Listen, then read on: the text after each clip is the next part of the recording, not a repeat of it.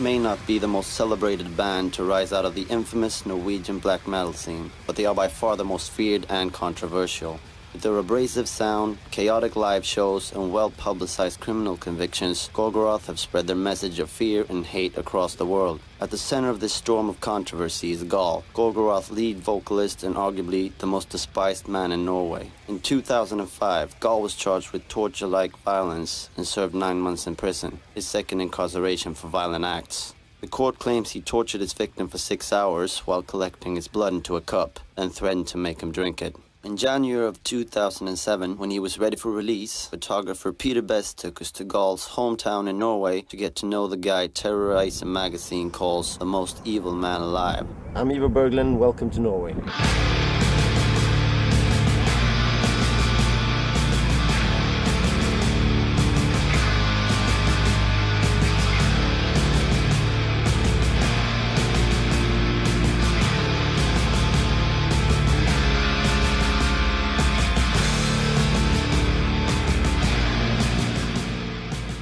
The story of Gaahl and Norwegian black metal actually starts in Newcastle, England, back in 1979, when a local metal band named Venom, responding to the rampant commercialism of heavy metal, decided to take their music in a darker, more extreme direction through satanic lyrics and imagery. This spawned black metal, a term coined by their 1982 album of the same name. From there, the door opened for bands with similar ideas and sounds. Bands like Merciful Fate from Denmark, Hellhammer from Switzerland, and Bathory from Sweden.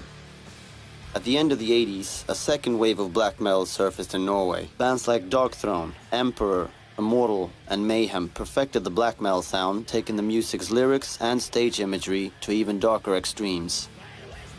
We chose a different path. It was getting the music not as fast, but atmospheric. It was also not as well produced. It was more about the atmosphere the music created. And also the fact that we chose to have a satanic approach towards the lyrics, and also combining those things to be an art form called black metal. Euronymous called me, and I started working with him together with Varg Vikernes until '94, when all these stuff started happening to churches. In the mid-90s, a series of crimes in Norway brought black metal to the attention of the mainstream media. The arson of over a dozen Christian churches and the murder of Mayhem guitarist Euronymous by bandmate Varg Vikernes, who stabbed him 23 times in the face, neck and back. When it comes to the media coverage of black metal in Norway, it's all started with the criminal cases. I mean, it didn't start with the music when it comes to the tabloid in Norway. It started with the church burnings, with the murders and everything surrounding that area, you know, with Burzum and Varg Vikernes, and, well, good tabloid stories, basically. I couldn't believe that they were that foolish. On the other hand, they had an identity because everybody was against them. When you're 17, 18, you believe in a lot of funny things. I'm not about to say if it's right or wrong. Okay.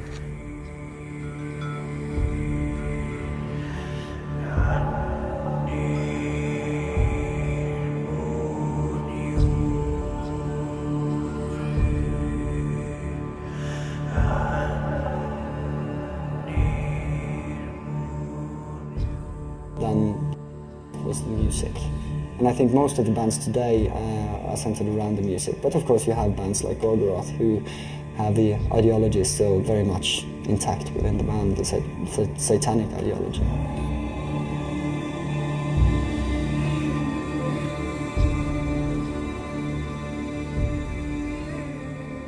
Christianity is based only on stolen souls and lives. So, of course, every trace of them should be erased.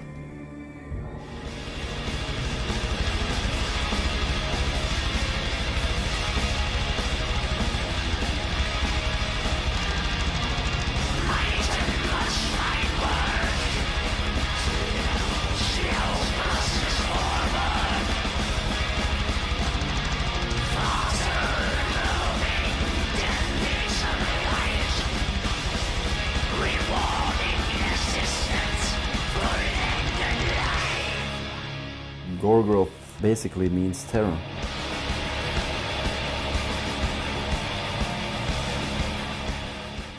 Gorgoroth is the ugliest sounding band within black metal. The energy you get from playing in that band really sticks out from everything else I've ever done. If you've ever seen a live gig, you definitely understand. They're all extreme in the way that they look, and Gaahl in particular.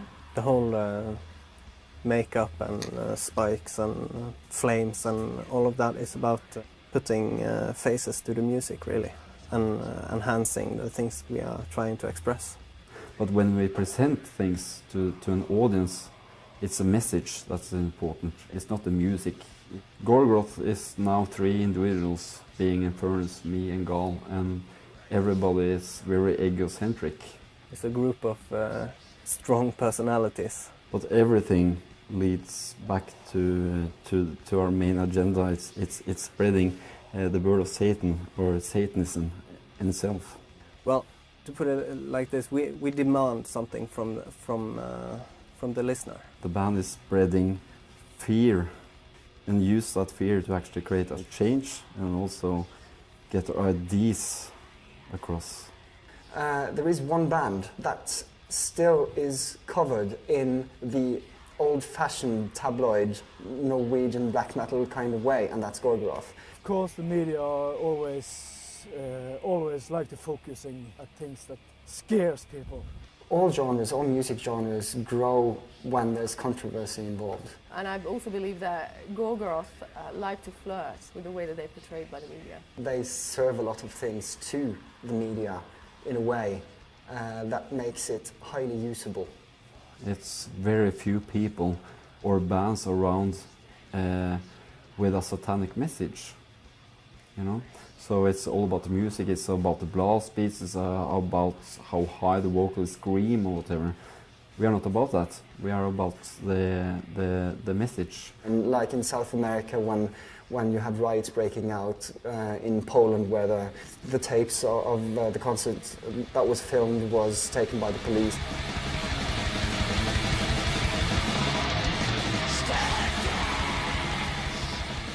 On February 1st of 2004, Gorgoroth appalled the Catholic nation of Poland with a blasphemous display of satanic imagery at their most controversial show to date. We had a lot of sheep skulls, as well as a lot of sheep heads on poles all over the front of the stage. And 4 crosses. Upon the crosses was 2 naked men, hooded, and 2 naked hooded women, covered in blood. The sheep represents the flock, and we represent the goat. The individual, striving to go our own ways, not necessarily following the flock. The flock and the sheep, it's the Christian themselves that's chosen this word. From the Bible, it's you have the goat and you have the sheep. So the sheep is the one that belongs to God, and the goat is the one that will be punished because they have a free will. To get a better understanding of Gaahl and where he comes from, we traveled across Norway to the small mountain village where he was born and still lives today.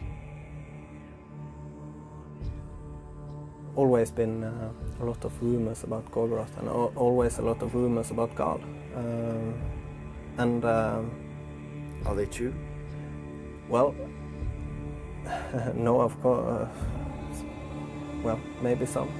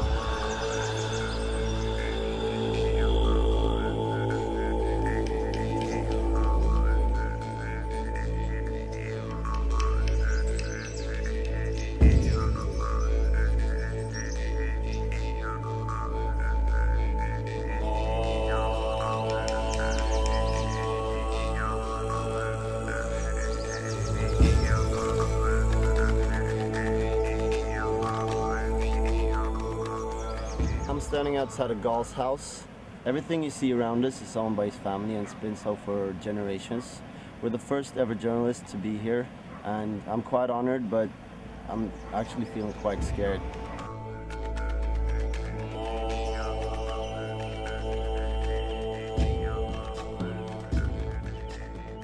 His town, I guess if you could call it, the valley is named after his family. There's maybe 5 or 6 houses, each of which belongs to a different member of the family.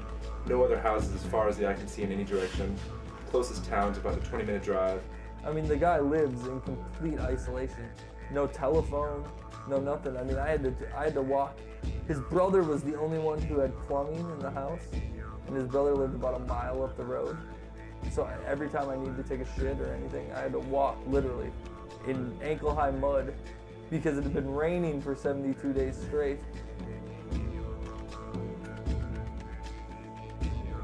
The first few hours in Espedal were nerve-wracking to say the least. I couldn't stop thinking about what could happen over the next couple of days. But after a few bottles from Gaahl's extensive wine collection, we all began to loosen up, laugh and have a good time. You know we're here because we're interested in the man behind all the spikes and skull makeup Of course, that might be one of my problems with when I talk to journalists. I talk to them as persons and not as journalists. To keep it personal, Gaahl asked if, instead of doing a traditional interview, we could just put the camera on a tripod and talk. What to follow the false gods will do, basically. It's you will be allowed to focus on the God within yourself, because that's the only true God. The God within everything. That's the only thing that for me is worth calling God. It is the highest spirit of everything, and not this control freak that's telling you you are not supposed to do this, you are not supposed to do this. You are only supposed to bow down and kneel before what I say. Don't think is more than anything else. It's God is within man. God is within nature, and nature will always grow. That's the force of all life, is to grow.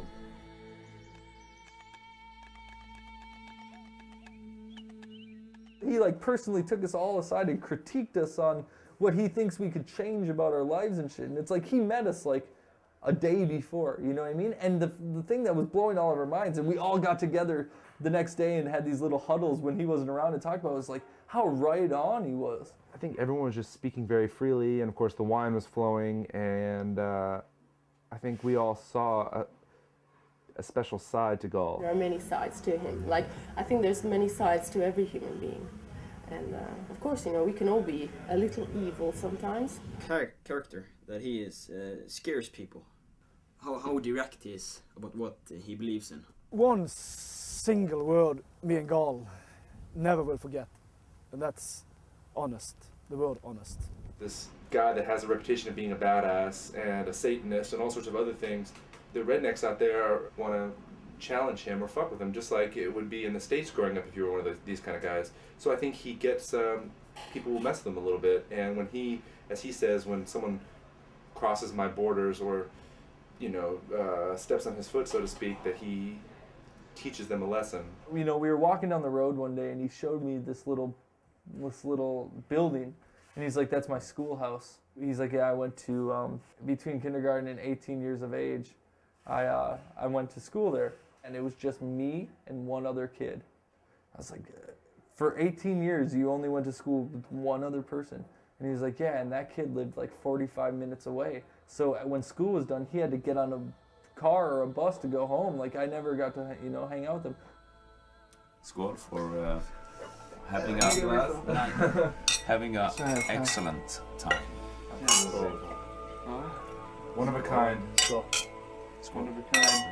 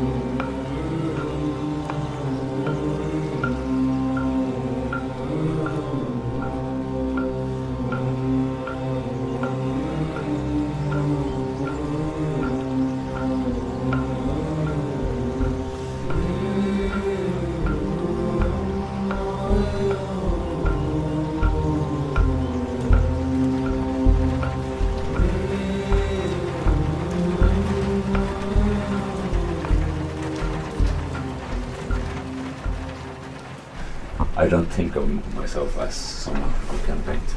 So that's why I quit art school, because you cannot go to school to become an artist. I've seen some of the stuff you did before prison. It would be interesting to see something you did in prison, because you and me talked about how an extreme situation it was for you. My whole process of creating is based on being away from people. Yeah. I think this was the nice last one I did before I went into prison, maybe. Yeah? I'm not certain, but yeah.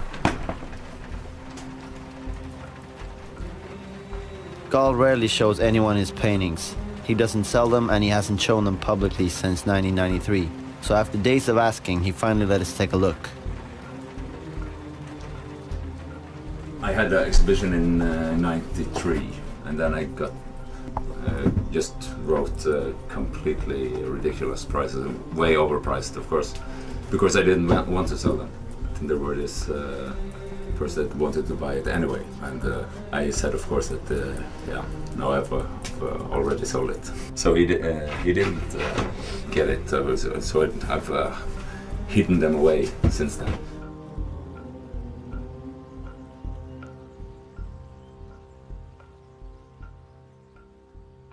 On our third day in Espedal, the rain finally let up, so we traveled to Dale, the closest thing to Gaahl's house resembling civilization. Yeah, Gaahl just told me that the water's about 1.5 to 2 meters higher than it usually is, because they've had 76 days of rain here in a row, non-stop. I made several phone calls to everyone from reporters to local police, trying to get anyone to comment on Gaahl. I was met with excuse after excuse. It seemed like the whole town was afraid of him. Until I finally convinced one journalist that had followed his case since the beginning to give me a brief interview. Ja, det 4 stykker, og de dreier seg alle om vold, og til dels veldig grov vold. Og det ser ut som de dommene blir grovere og grovere for hver dom. The more recent case that he just got out of prison for was something similar. He was attacked, he beat this guy, held him down for a number of hours, I think tied him up while slapping him, supposedly squeezing his balls, singing him pretty Norwegian lullabies while collecting his blood into a cup. The courts tried to say that he drank the guy's blood or he forced the guy to drink his own blood, but Gaahl claims it was just to prevent it from getting on his carpet. All of them has been acknowledged as self-defense, actually. So, and but that have crossed borders. It's like with a painting, you don't stop until it's finished.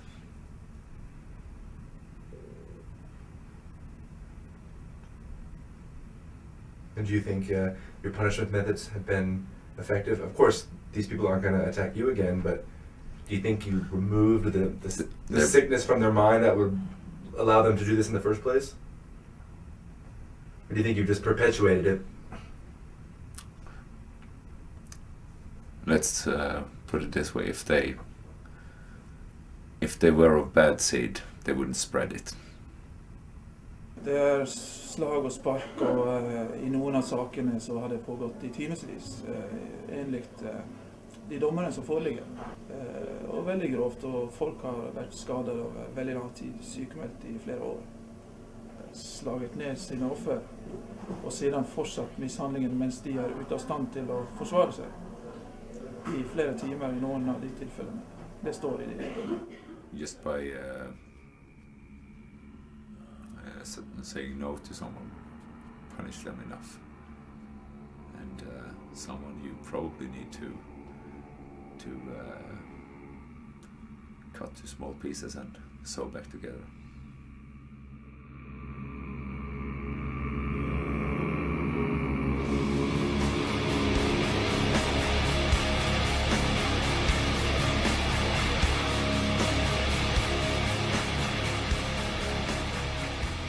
From the day we met Gaahl, he kept talking about bringing us to a place that was very important to him. After 3 days of waiting on a window of decent weather, we threw caution to the wind and followed him blindly into the wilderness. Only 3 of us had jackets, only 2 of us had boots, and none of us had any idea of where he'd take us.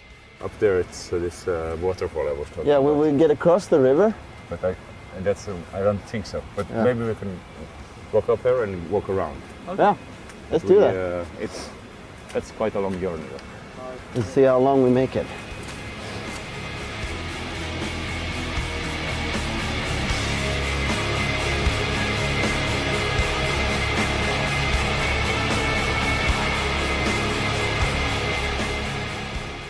From the valley, he pointed out where we were headed, and it was this, snow-capped mountain off in the distance. And I thought he was joking. It was quite far. So I put on basically every piece of clothing I had in my bag. I was wearing a pair of Nike high tops with plastic bags wrapped around my feet.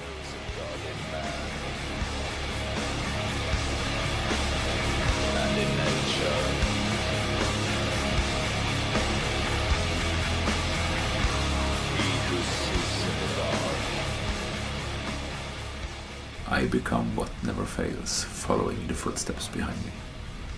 I don't like to explain things to people because it's written in a way that it should open the mind of the listener's own thoughts. I have no interest in getting a flock of sheep that's just following me because I'm saying one direction and they walk that direction. Then it would be just as bad as society is. So fear is necessary to separate the ones that's willing to be led or the one who chooses to lead himself. Men det är lite hårdare på sidorna av stigen hela tiden också. Ja. Så det är lite...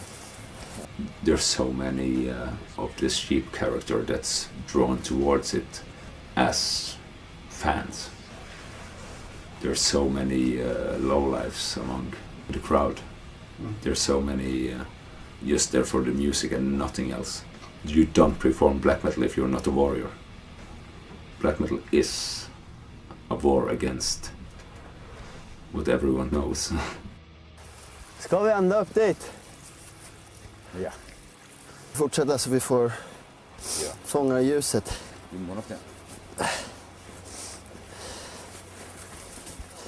As long as nature is not allowed to rule by the laws of nature, there will always be king and there will always be slave.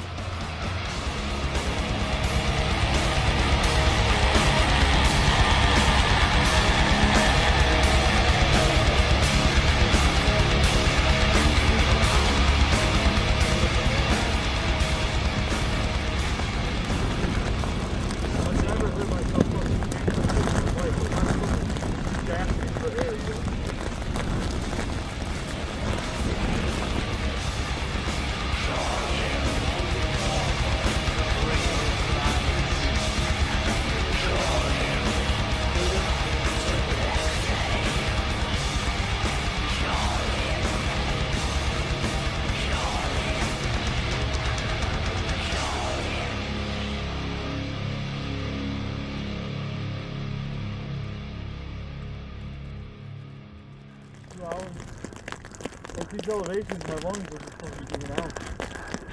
I don't know if I can go any farther up, man. That better be the top, because I don't think I can make it any farther.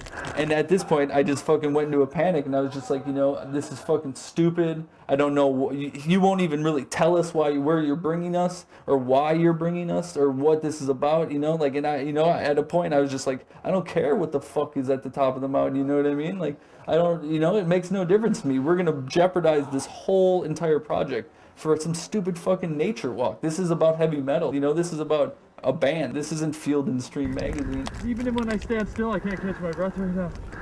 I don't know what to fucking do. I don't feel like this is fucking safe right now, man. They're just taking into regard what we need to see, dude. I don't fucking care about that at this point, man. I've seen enough. Yeah, I can't go up there, man. There's no physical way. I'll put you. I know, thank you.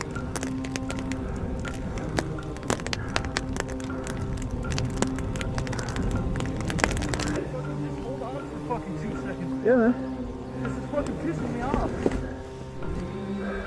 Well, sit tight and I can go get him. I can't sit tight. I'll freeze. Seriously. What do you want to do, man? I gotta keep going. Yeah.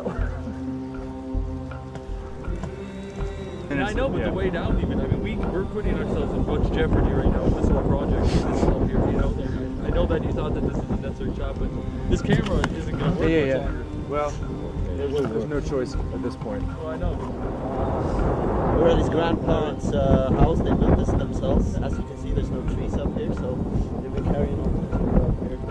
And the Superman and the ideal will always conquer, or always rise above, no matter what. But you can not put down your sword, because then you lose.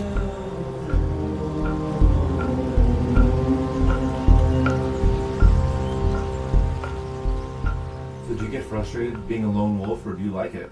Being one of the very few people who is worthy of the title of the elite person? Is it lonely? I don't think that you ask me the right questions. I don't think I don't think you're focusing on what's being told. Guide me.